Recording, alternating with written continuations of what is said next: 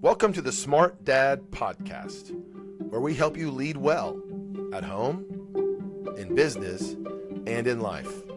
I'm your host, Derek Moore. Smart dads are intentional, engaged, and ever learning. Whether you're a seasoned dad who's been through it all, a new dad still figuring it out, a supported dad with a great woman at your side, or a solo dad carrying the load alone, this podcast is for you. No matter your background, your challenges, or your goals, fatherhood is a journey of growth, and we're here to do it together. Each week, I'll share insights that I've garnered throughout my life of raising kids, building businesses, and leading others. I'll definitely share some failures, some successes, and I'll even be able to show you tools and strategies that you can use to become a smart dad in your own life. Hey dads, let's be honest. Fatherhood's never been more important or more confusing. Be strong, be sensitive. Lead, listen. Tough love or tender presence. A lot of us second guess ourselves more than we'd like to admit. And sometimes we hear more about what we're doing wrong than what we're doing right. But here's the truth. You're not supposed to be someone else's version of a quote-unquote good dad. You're supposed to be the kind of dad that only you can be. Motivated by what's true, wired by design, and living from a place of honor. That's what M Code is all about. M Code, short for motivation code, helps uncover why you do what you do. At its core are 8 motivational dimensions, 8 unique ways that we're wired to act, to serve, to love, and to lead. And for the next 8 weeks, we're walking through a simple but profound story that you can relate to. One family goodbye. It's the same event, same distance to travel, same emotional weight, but each time I want you to experience it with me through the lens of a different dad. Each one of these dads is driven by a distinct motivational code. You'll hear what he notices. You'll hear where he struggles, but how he rises and why his way makes sense to him. This isn't about comparison, it's about clarity, because when you understand what truly drives you, you stop second guessing yourself and you start showing up with confidence and integrity, being true to who you are. So whether you're driven to achieve, to connect, to protect, to create, to lead, or to dream, there's a seat at the table for you. This is the 8-hour goodbye. And you, Dad, let's find out what moves you. The 8-hour goodbye.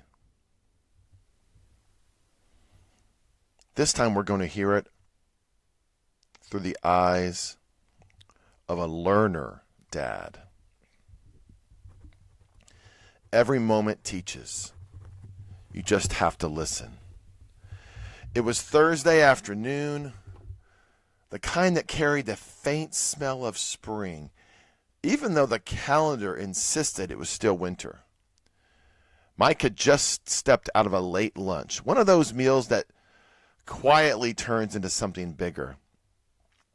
He and an old friend had wandered into a conversation about tradition. Not the stiff, obligatory kind, but the sort that clings to a family like a melody you can't shake. Why do some traditions last decades and generations, while others dissolve without ceremony? At first, the answers had been the easy sort. Well, people get busy. Times change. But the longer they spoke, the more it felt like pulling on a thread that refused to snap. Mike found himself kind of sketching theories with his fork in the air. Some traditions lasted because they answered a deep hunger for belonging. Others because they were welded to the senses, like the smell of cinnamon rolls on a Sunday morning, or the sound of grandmother singing hymns while folding laundry. Anchors dropped into memory, holding steady all the things in life while time continued to flow around them. By the time the plates were cleared from lunch, it wasn't just a conversation anymore. He'd been charting a kind of map, the architecture of memory, how humans managed to keep meaning alive through all the changes. It was definitely the learner in him, the part that could take a thought and turn it over and over and over, polishing it like a stone in the water until it was just right. Then his phone buzzed. Looking down, he saw it was in the family thread. Oh no, great Aunt Ruth is fading. She's in hospice. The window is narrowing. She lives 8 hours away in a small town with brick buildings that kind of lean a little bit to one side, bumpy sidewalks that knew every footstep. Even the air seemed to remember. Mike decided he's definitely going. And Lily, with him all weekend, just the two of them, she's definitely going too. The plan came together quickly. Leave Friday, just after Lily gets out of school, maybe before 4 o'clock in the afternoon. Drive deep into the night, check into the hotel just before midnight, and get a good night's sleep. We can be with Ruth by 9, maybe 9:30 on Saturday morning. Spend some time there, and then head home to be church by Sunday morning. That's the plan. We'll see what happens. Friday morning, before the day was fully awake, Mike sits at his desk with a steaming mug of coffee. Black, simple. Takes a sip.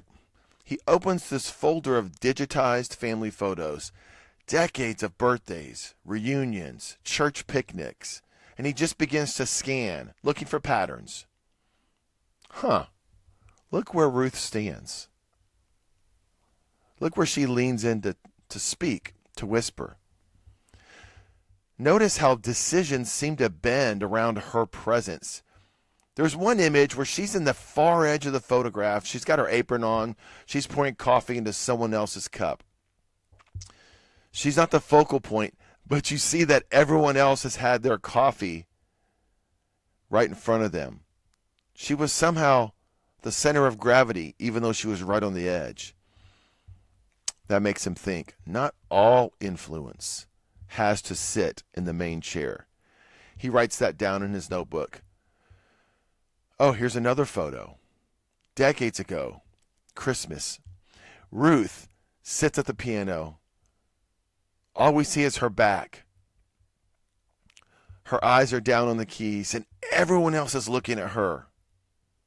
Again, she's making influence evident without claiming any attention.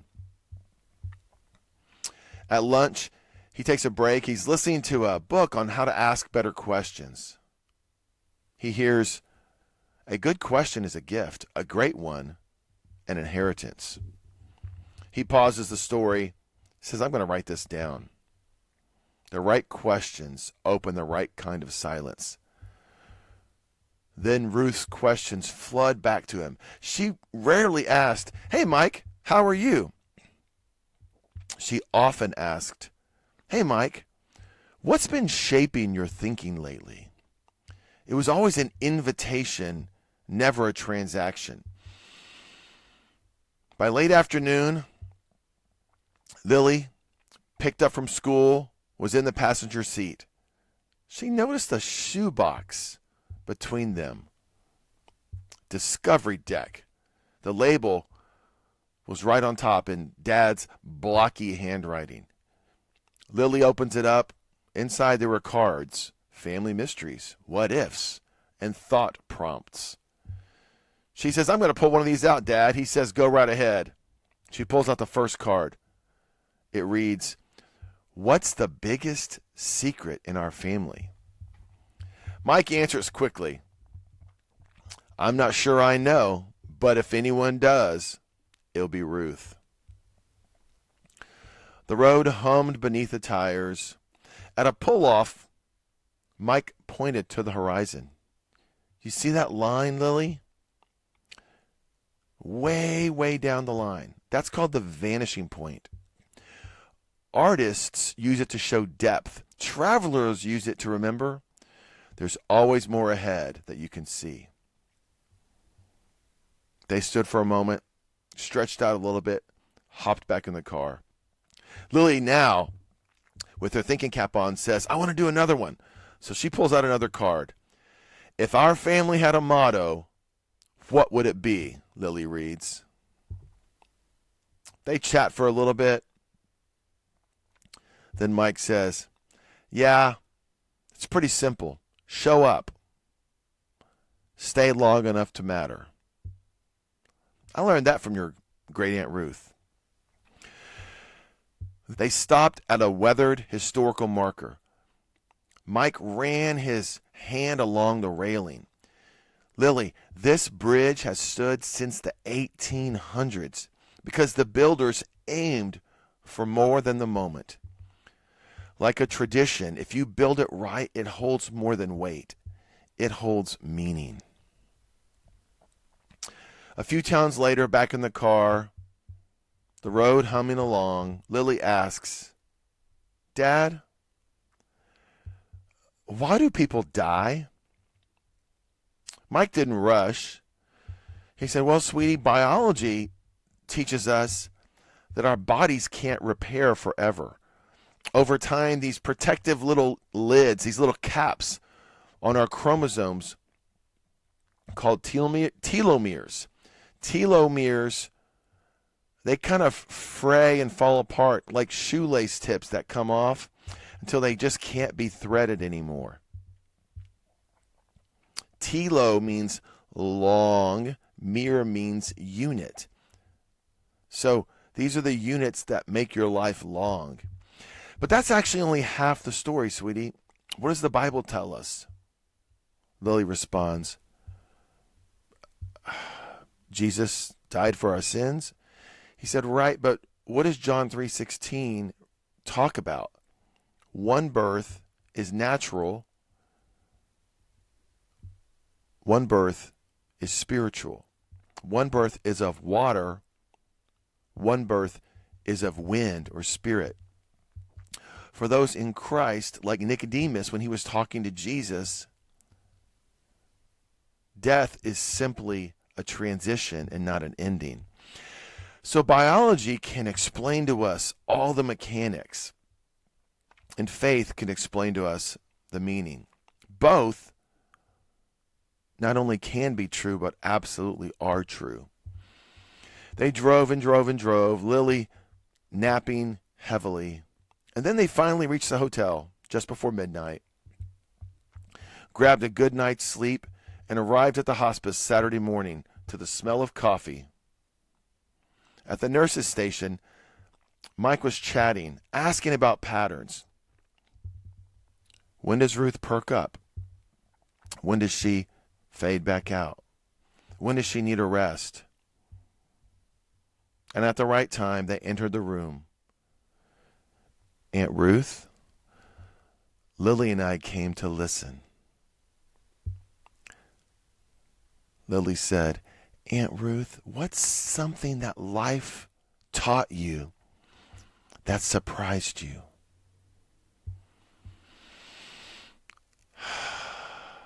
Aunt Ruth breathed, and she said in her soft, frail voice, patience isn't waiting. Patience is understanding why you wait. Mike followed up, asking Ruth, "How did you learn that?" She simply responded, "I wasted so many years thinking that patience meant idly sitting still, waiting for something to end. It turns out patience is about preparing well while you wait." Throughout the day, Ruth slept and woke up, kind of nodding off and returning. Every once in a while, she would offer the most amazing, polished truths, like that smooth stone she would pull out of her pocket. She would say simple things like, "A promise kept is worth more than a promise made." She would say, "You can't hold grudges and blessings in the same vessel. If you want to know deeper truth, first ask a child, then ask an old friend, and listen twice as much as you speak." Mike tried to restate those and explain to those in Lily's language, trying to give her a version she could take with her, a portable version she could keep for herself. The times Ruth rested, Mike and Lily walked the hallways, stopping at displays of old quilts and child's drawings. By the late afternoon, the plan to leave was faltering. The 8-hour drive would have to wait. Dinner at hospice was soup and bread in the family lounge. Back in Ruth's room, she smiled faintly at the lemon candy that Lily placed in her hand. At that point, Mike knew she was engaged. Leaving tonight would close a door that might never open again. He leaned over to Lily. "We're going to stay here tonight. Church can wait. They'll understand." "I think that's better too," said Lily. So they returned to the hotel, getting some sleep, but expecting the phone to ring. And sure enough, it did. Just after 5 a.m., the nurse named Janet was calm. "Ruth is resting deeply. If you'd like to come, this might be a really good time." They dressed in quiet and drove through streets, still holding the night's cool in the air. When they arrived, Ruth was just waking up. She woke up just enough to hold their hands. Lily said, "Thank you. Thank you for the bread lessons you taught my dad. Thank you for raisins in the dough, even though it wasn't time to have raisin bread." Bright eyes from their first meeting stood out. Ruth's eyes shone in response. The chaplain's short prayer was gratitude and grace. Just being there was its own kind of medicine. When Ruth faded off and rested again, they lingered. People need people. Systems carry tenderness if you intend for them to. And some lessons are worth taking home. They said their goodbyes and pulled out. Checking out of the hotel, they stopped at a breakfast diner. Mike pulled out an index card. Patience is understanding why you wait and preparing while you wait. Lily added, ordinary thank yous often do extraordinary work. What great insight for a 10-year-old. On the drive back, Lily asked her dad, Dad, when do you move too fast to listen? He said, well, when I'm more in love with my plan than with the people who are in my plan. What's the fix? She asked. Fewer promises, keeping the promises I've made, wider margins, maybe asking better questions. By the time the highway signs grew familiar, church was long past starting. And yet Mike felt like they'd been at church all day. In fact, they've been at church all weekend. This is the truest kind of service that he could show Lily. Let's live our lives every day as if we're in church. Let's live our lives learning lessons, teaching lessons, storing those lessons in our hearts, and then showing up, listening well, and leaving changed. That evening, he set some cards in the middle of the kitchen table. These were legacy cards. They were going to read them once a month. Let's pull them out and see what kind of truth we can take with us. Small questions that taught us presence, patience, and a truth that goes with us everywhere. Mike and Lily just finished their weekend with a learner dad and said their goodbye to the great Aunt Ruth. They were changed. If this learner dad story is something you can connect to, you should take the M code. Motivationcode.com is an incredible resource. You can go there, click, look, learn. And if you're interested in the M code, reach out to me. I would love to connect you. If the time is right, you could even get a free version and really learn about yourself. Today's episode is about the great Aunt Ruth. It's about Mike. It's about Lily. But it's also about being a learner. Thank you for joining us on the Smart Dad Podcast. Be sure to hit subscribe so you never miss an episode.